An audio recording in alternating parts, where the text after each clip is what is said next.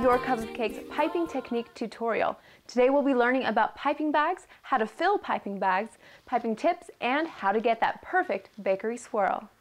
As far as piping bags go, there are a lot of options out there. They range from $2 to $16. They can be very stiff or very flexible. They can be disposable, that are just clear plastic. But for me, I like the Ateco Flex bags. They're really easy to clean. You can just throw them in the dishwasher. They're not too firm, so they're really easy when it comes to piping. Piping bags come in lots of different sizes.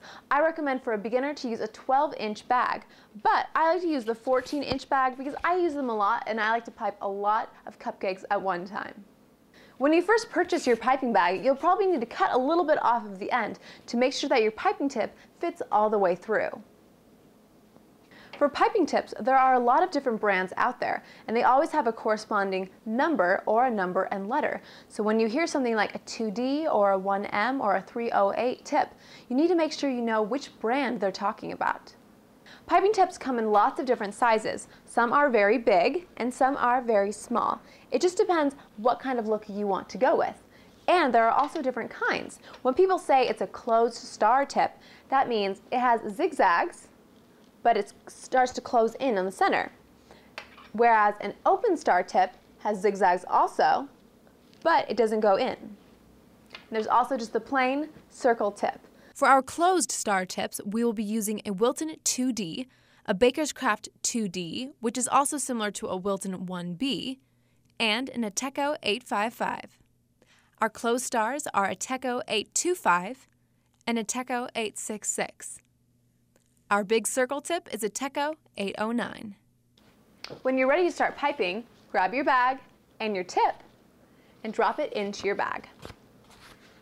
Make sure you push it up until the paper has cleared all of the holes all the way around. If it still covers them up, you'll want to remove the tip from the bag and cut a little more of the cloth away. Make sure your buttercream is mixed up, flavored, and ready to go. You can even color it if you want to. To fill your piping bag with your frosting, you can turn the bag inside out on the top, take your hand like this, put it under,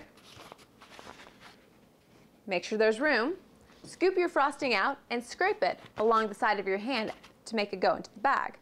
But if that makes you a little nervous and you're a first timer, you can take just a regular glass, put your piping bag and tip into it, and now you have 2 free hands to put your buttercream in.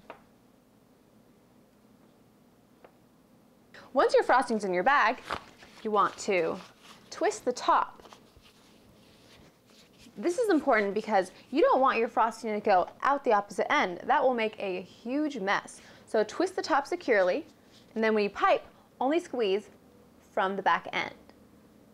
Put your piping tip in the center, go around in a circle, release pressure, and then pull up.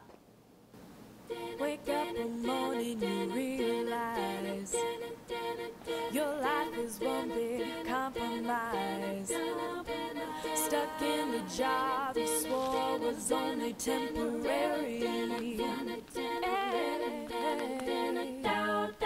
Feel like the world is passing you by. Never done all the things you would need to try. Stuck in one place, got a pain in your face from all your stressing out. You ask yourself, there's got to be more than what I'm living for. You ask yourself, there's got to be some. So there you have it. Now you know all about piping bags and piping tips and how to get that perfect bakery swirl.